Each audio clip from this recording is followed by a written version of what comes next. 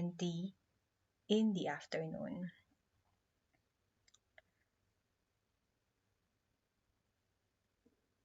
It is very safe to bike in the Netherlands because there are not much of vehicles on the streets, not much of people walking at this time because it's really cold.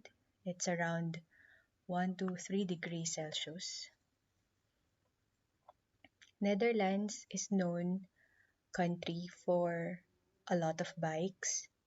Each household normally have several bikes.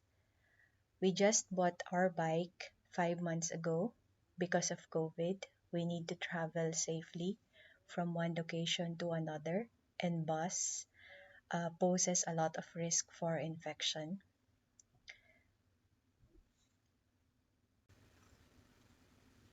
It's very safe to bike here.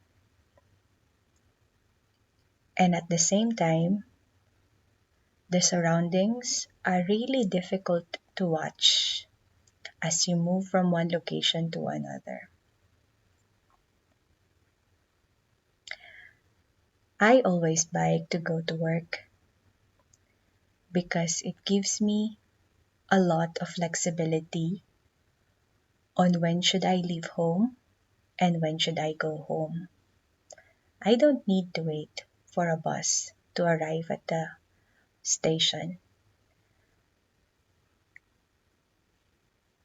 With the bike, I can be able to go home at the time I want and leave as well when I am ready. So now we are entering the major highway. I would say you will see much more cars in here. On the right side, you would see apartments. And where we are going at is on the direction to the Geldersee Valley Hospital. It is the hospital where I delivered Brutus, normally with a midwife.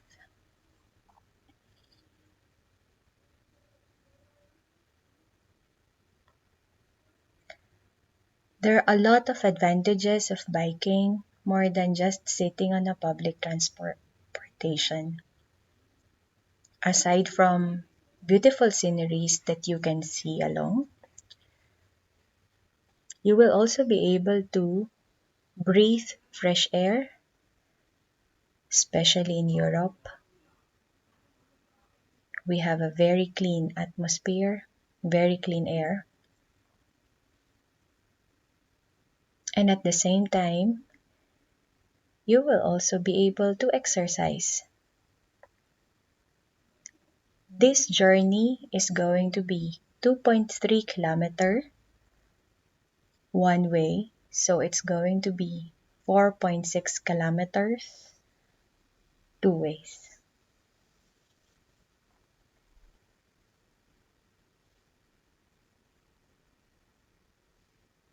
I am not biking at a full speed, so I drive with caution because I also put safety first in everything that I do because I love my family. I will leave you here now. Oops, not yet. I will tell you something about the stoplight.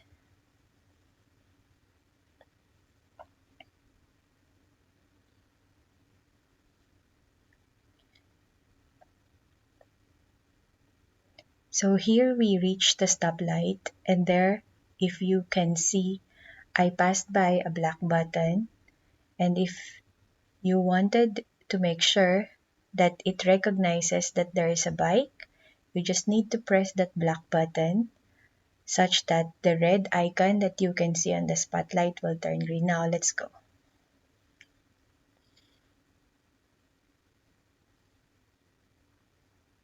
We are almost halfway to the location, and we are now very near to the hospital. It's a big hospital. and it's normally where we are doing our laboratory tests that our general practitioners are instructing us to do on a yearly basis.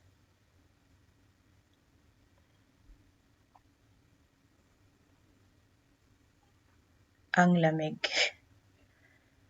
Sobrang lamig. And I forgot to put on my gloves. So it's really difficult for me to hold the bike.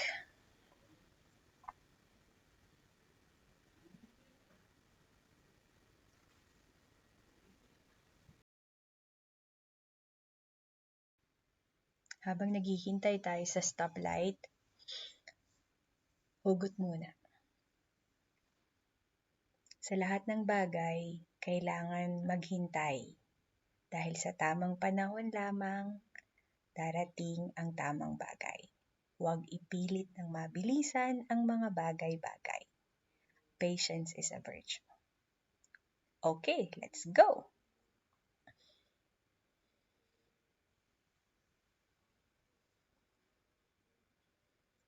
Kung makikita ninyo, sumusunod ang mga sasakyan sa stoplights.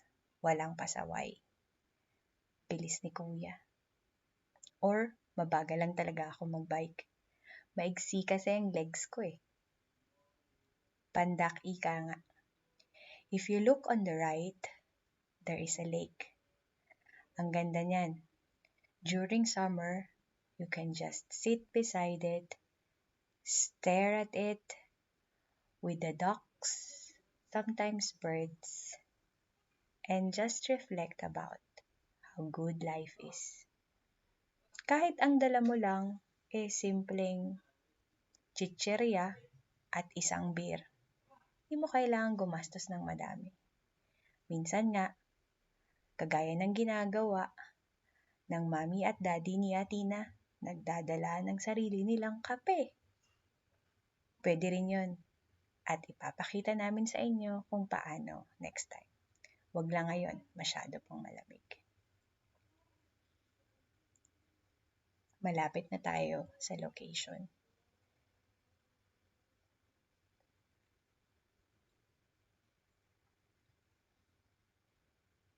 Sa kaliwa, ang Maruna Building ay ang ospital. That is where I delivered Brutus, sitting on a stool. I will tell you more about it. It's a very different birthing experience. I will cherish, not only me, also Benji. We will never forget that experience until we die.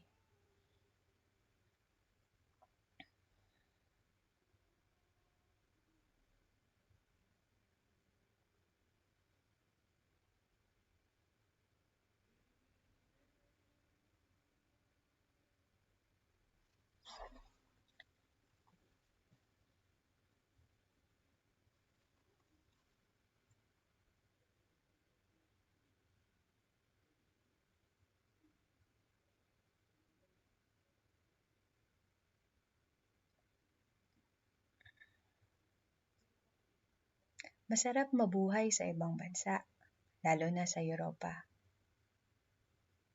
Pero malungkot dahil malayo sa pamilya.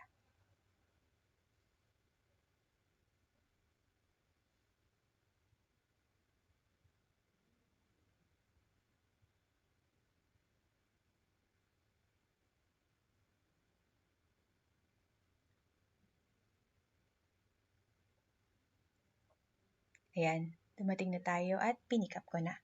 Hindi ko dapat ipakita. Privacy reasons. Bawal yan.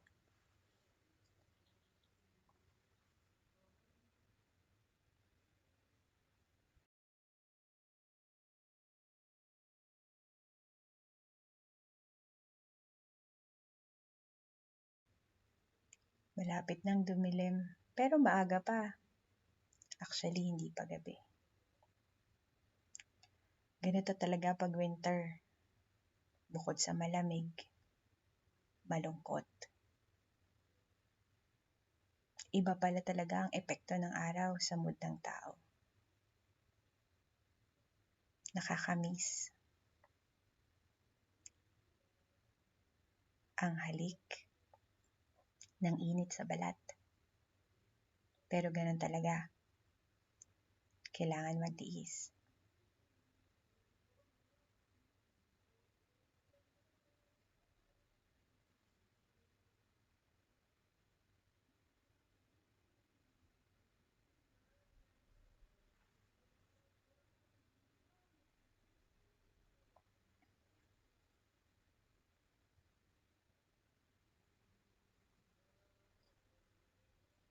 Hindi ako umiyak nang tumigil akong magsalita.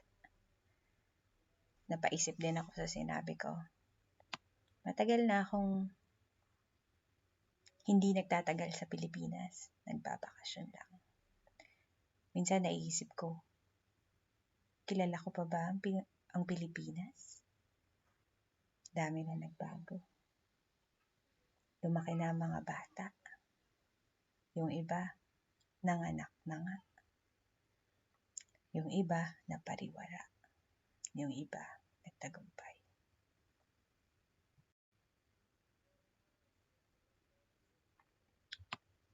May pagsisisi ba ako kung bakit ako nag-abroad? Lagi kong tinatanong sa sarili ko yan. Pero wala akong makuhang sagot. Ang alam ko lang, malungkot. Pero pag alam kong ito ang paraan upang mabigyan ng magandang kinabukasan ang aking pamilya at matulungan ang aking mga kapatid at magulang pamilya sa Pilipinas, magtitiis ako.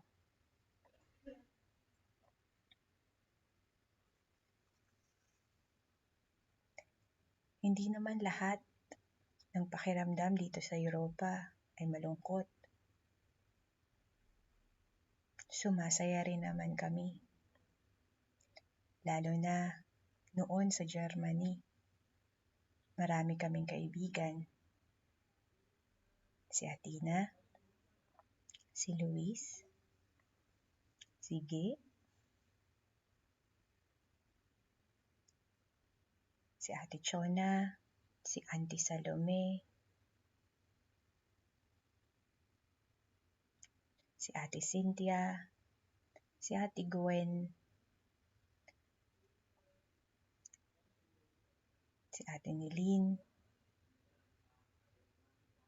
si Ate Sungit. May Filipino restaurant din doon. Kumakain din kami ng halo-halo. Pero iba ang saya sa Pilipinas. Iba ang gulo sa Pilipinas. Walang katumbas ang saya sa Pilipinas. Pero hindi ko kailanman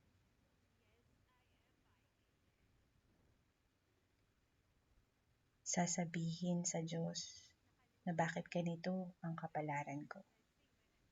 Dahil hindi naman masama. Maswerte nga ako, sabi ng karamihan.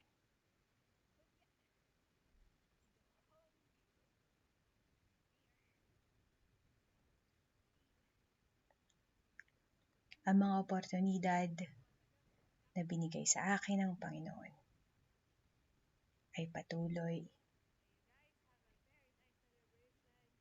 na bumubuhos. Walang hanggang pasasalamat sapagkat sa pagtahak namin sa aming paglalakbay habang kami nabubuhay, binibigyan niya kami ng maraming magagandang karanasan upang kami maging mas mabuting tao. upang kami magkaroon ng mas maraming pagkakataong makatulong, kakayahang makatulong. Hindi kami mayaman.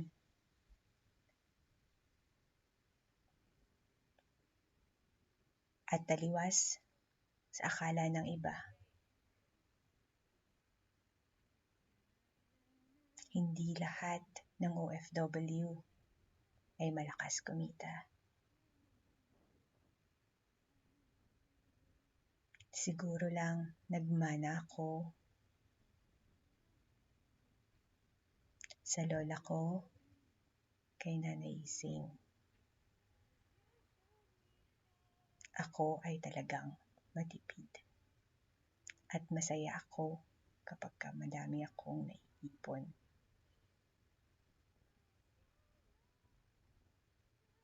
Pero hindi ako kuripot. Matipid lang.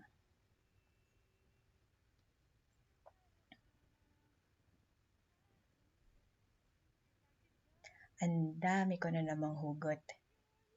Sana nalibang kayo sa dami ng mga sinabi ko habang tayo ay naglalakbay. Malapit na akong makarating sa bahay ulit. Dumidilim na at masayang-masaya ako sa aking nakuhang lumang plancha. Mahilig talaga ako sa lumang bagay. Ini-imagine ko kung paano ito gamitin noong unang panahon, ang mga bagay na aking nakikita. Sapagkat hindi tayo pinanganak noon, napakasayang isipin kung paano sila nabuhay noon. At kahit papaano, magkaroon ako ng konting bagay o konting parte kung ano ang nangyari ng nakaraan. Sa huling parte ng videong ito, ipapakita ko sa inyo kung ano ang 4 na lumang planchang aking nakuha. Picture na lang sa anay review. Hahanapin ko pa kung ilang taon na sila.